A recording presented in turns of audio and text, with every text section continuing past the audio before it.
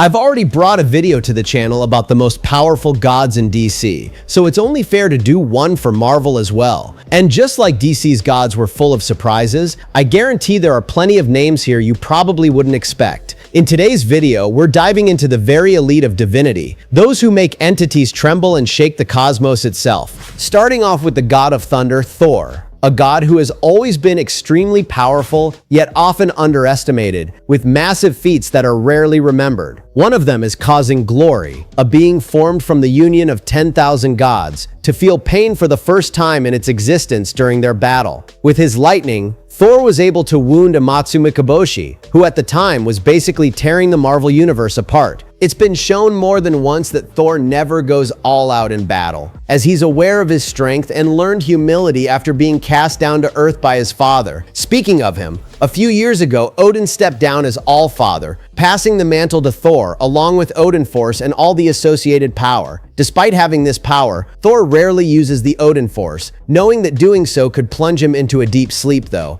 but he doesn't even need it most of the time. Later, it was revealed that an avatar of the Phoenix Force saved his life during childbirth, and Thor can now summon Phoenix Flames as one of his own powers. Since his mother is Gaia, he can also channel Earth-based powers and manipulate nature's forces. Thor has reached such an incredible level nowadays that during a fight with Zeus, he casually redirected the god's lightning bolts just by commanding them to change direction. He then absorbed Zeus's power and used that extra strength to forge a belt that gave him exceptional resistance to magical attacks. And even later, during a confrontation with Dr. Doom, it was implied that Thor has the potential to be an extremely powerful sorcerer. But since he doesn't train in the mystic arts, it's a wasted potential. Moving on, those who sit above in shadow aren't a single god, but an entire group of mysterious, enigmatic beings. They fed on the energy released by Ragnarok, sustaining the endless cycle of death and rebirth in Asgard. They were supposedly the creators of the Asgardians, though it's also possible the reverse is true, that they were born from Asgardian belief, myths turned real, essentially becoming gods of the gods. When Odin sent Thor to Earth to learn humility by becoming human, it created a breach in the cycle, because those who sit above in shadow could no longer predict Thor's actions once he was influenced by mankind. They lost control over his fate. When the final Ragnarok arrived, Thor hanged himself on Yggdrasil to gain deep wisdom and rune magic, ultimately discovering the truth behind the cycle. He destroyed the Loom of Fates and severed the threads binding the Asgardians' destinies, threads that the shadow beings were feeding off. With their energy source destroyed and the cycle broken, those who sit above in shadow seemingly perished along with the rest of the worlds. However, in the final hours before the universe collapsed due to the incursions, they appeared in Odin's dreams, announcing the imminent end of all existence. Later, they were confronted by Loki, who began to question their origins, prompting them to flee when he realized they depend on the existence of gods. As for their power level, they operate far above the Asgardians, having displayed superiority to Odin on more than one occasion. Loki even hypothesized that they could be Beyonders in disguise, though this has never been confirmed. Truthfully, they don't have many concrete feats, but since they scale well above any Asgardian, I place them higher on today's list.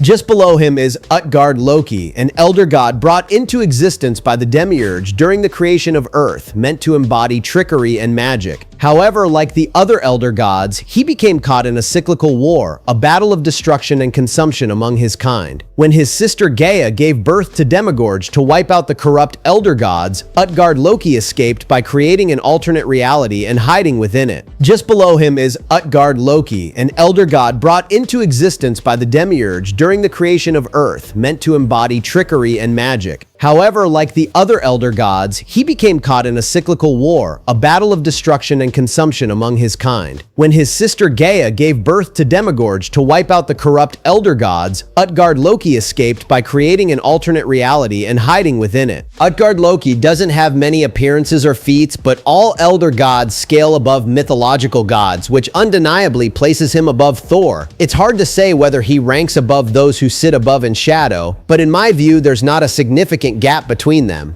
Cyttorak is part of a group called the Octessence Cosmic Entities with mystical power that borders on the infinite. He was once worshipped on Earth, but for unknown reasons, he was banished to an external dimension known as the Crimson Cosmos, located within the Omniverse. Sidorak is considered an ancient abstract magical entity, possibly millennia to billions of years old, and has two known aspects. The first is a divine aspect, which serves as a source of power for sorcerers and powerful mystical entities like Doctor Strange, the Ancient One, Umar, and others. The second is a demonic aspect, the one that empowers the Juggernaut, referred to as his most destructive aspect. This implies that he likely possesses more than two aspects, but others have never been revealed. Sidorak desires nothing more than to spread chaos from the Crimson Cosmos as far as he can. That's why the Juggernaut exists. Sidorak can only spread chaos on Earth through a human avatar, whom he imbues with a mere fraction of his divine power. Not only does he crave chaos due to his demonic nature, but he also feeds off it. Every act of destruction the Juggernaut causes increases Sidorak's power, siphoning energy into the Crimson Cosmos. Within his own dimension, Sidorak was able to nullify the Phoenix Force when it was spread among the mutants, so even 1/5 of the Phoenix wasn't enough to threaten him. He even hinted that he could deal with the full Phoenix, though this likely refers to its aspects, not the entity in its true form. It's been said that he fought the Vishanti, who themselves are among the most powerful mystical forces in Marvel, and they respect Sidorak. That was proven when Doctor Strange, while within Sidorak's domain, found that even his strongest Vishanti-based spells were completely useless. One of his most powerful avatars, Ammit Abdal, was so strong he could shake the earth to its core, and even the stars feared him thanks to the power Sidorak granted. He has been referred to as one of the most powerful Hell Lords, sitting close to the throne, far above other deities. He can easily be compared to the likes of Dormammu, Odin, or Zeus, and ranks far above gods like base Thor or Shiva. Khonshu once entered his dimension carrying a moon, and Sidorak ignored him entirely, not even acknowledging him as worthy of attention.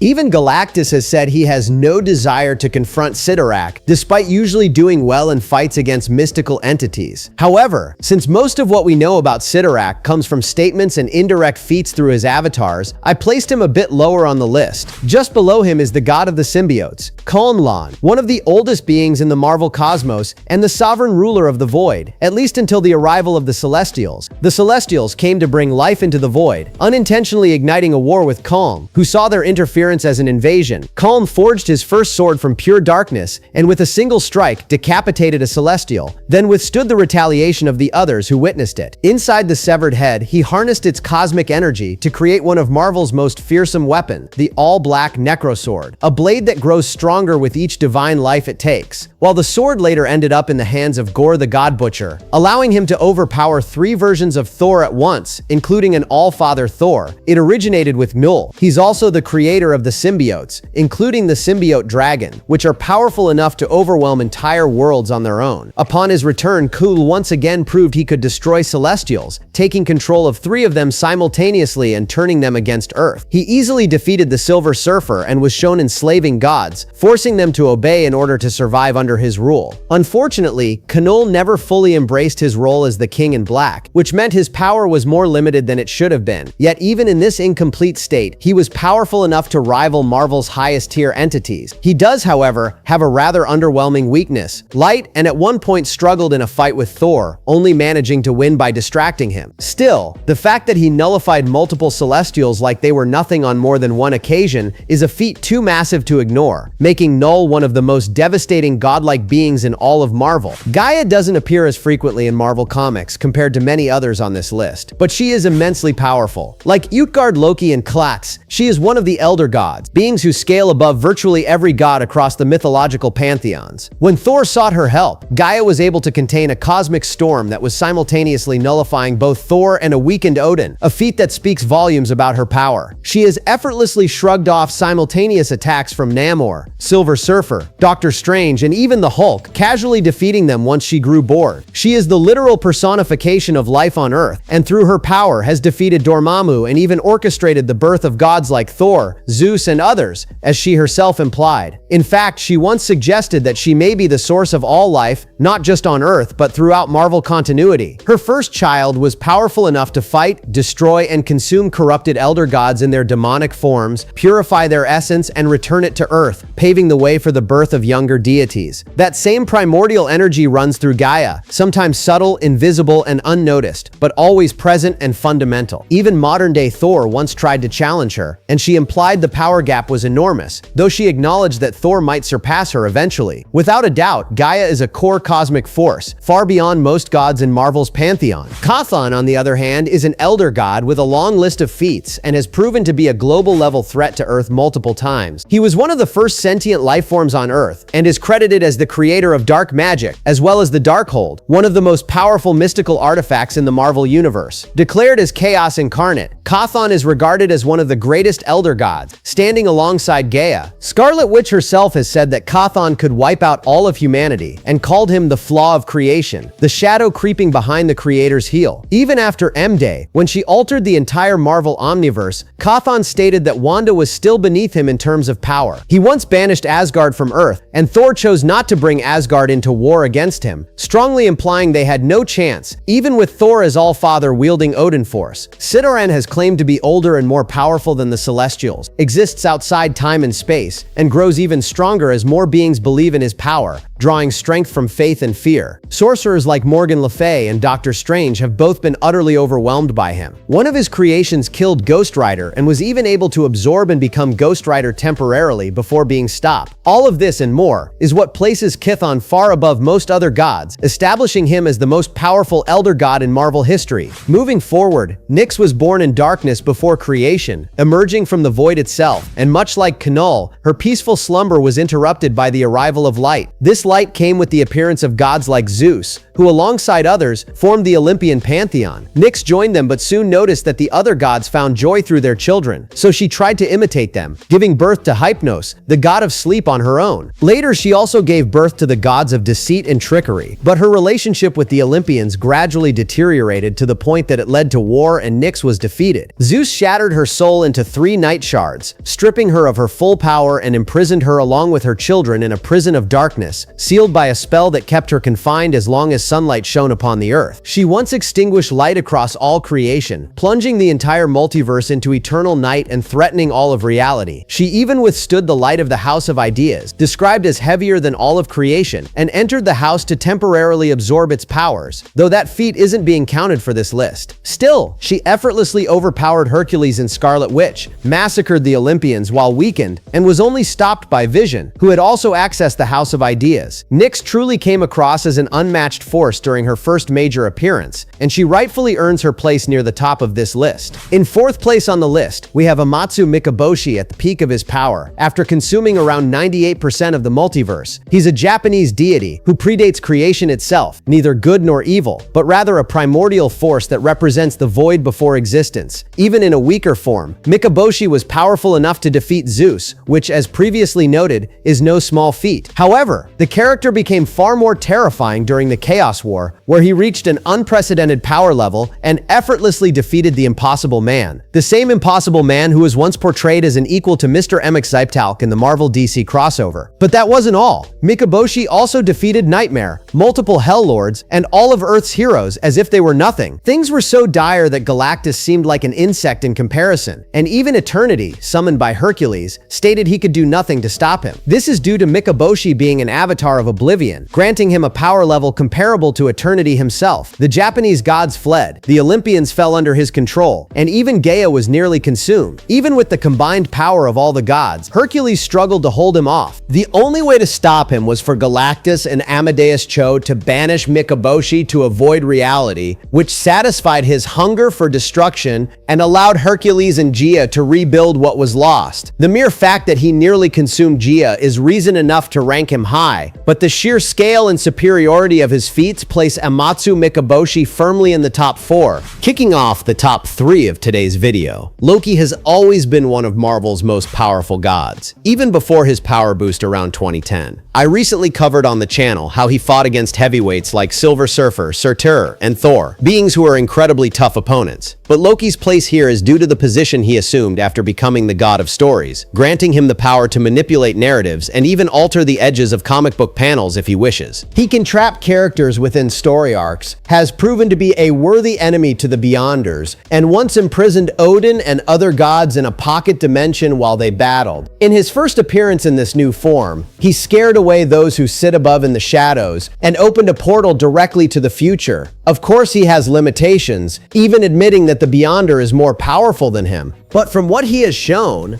Loki stands far above all the gods mentioned below and would defeat them all without breaking a sweat. Simply instilling fear in those who sit above in the shadows puts him clearly above them, but I still believe that Loki doesn't take first place, even with his insane current power, below the Tiger God. Although a pretty forgettable and random character, the Tiger God has such a huge feat in the comics that I had to put him near the top of the list. He is a god of fear who empowers the power amulets, wielded by the Tigress, whom most of you probably recognize from the Spider-Man cartoon. He represents humanity's fear of tigers hunting at night and of the dark itself, the very first thing humanity ever feared. He once claimed to have existed during the time of the dinosaurs, but according to one theory, gods were stories so powerful that the universe itself believed in them and retroactively brought them into existence, echoing through the past, so these gods predate both stories and storytellers. The tiger contrasted with the blinding light of the phoenix, a flame ignited by humans to keep the darkness at bay, and it's precisely because of the phoenix that he's in this video, but I'll get to that soon. He was worshipped in Wakanda, and his power was also present in Kunlun, where the tiger god even drove off Shuma-Gorath during one of his many invasions of Earth. During the threat of Logos and the first firmament against the multiverse itself, T'Challa sought the help of the tiger god in the Wakandan necropolis, taking his power by conquering fear itself. With the power of the fear concept, T'Challa was able to use the tiger god as a vessel to travel into the superflow and separate Logos back into Master Order, Lord Chaos, and the In-Betweener. And when the Defenders were threatened by the Phoenix Force in the White Hot Room, Blue Marvel recalled his previous experiences with the Tiger God and sought his power. The god not only answered their call but fought Taya, who was wielding the Phoenix Force, all this inside the White Hot Room, the true home of the Phoenix. This god isn't much remembered by readers, but took on major entities as I just mentioned and earned his high spot on the list. If it weren't for his intervention against the Phoenix, Loki would likely have been attacked and killed by the Phoenix, along with all the other Defenders. Unfortunately, most of the time he doesn't wield his full power since humanity has learned to manage its fears. But when he does, he shows just how insanely powerful he really is. Hadad is Marvel's greatest aberration, completely dismantling years and years of cosmic hierarchy in his very first appearance. For months, Marvel teased the arrival of its most powerful god ever, with Thor warning Storm about an impending War of the Thunder among the elemental deities of the publisher. These warnings culminated with the arrival of the first thunder god, Hadad, who came in with both feet through the door. The god appears wearing golden and blue armor, with eyes and hands glowing with the power of cosmic storm. But the most impressive part is his throne, made from the shattered body of Oblivion, who until then was easily one of Marvel's top 5 most powerful beings. Hadad somehow became powerful enough to transcend his position, defeating cosmic abstractions like Eternity, Death, and the Phoenix Force. Not only that, he transmuted these entities to become his weapons and armor. Hadad was only defeated when the One Above All descended from the multiversal ether and banished him outside reality. But he didn't stay idle. Outside time and space, Hadad created a series of storms of decay, cosmic forces of decay capable of destroying even Galactus. That's why this character ranks first in the video, someone who forced even the creator's intervention and turned some of Marvel's greatest entities into his weapons. Even though the gods below are powerful, none come close to matching half the feats of Hadad's first appearance. And that's exactly the character who wraps up today's video. If you liked it, you know what to do.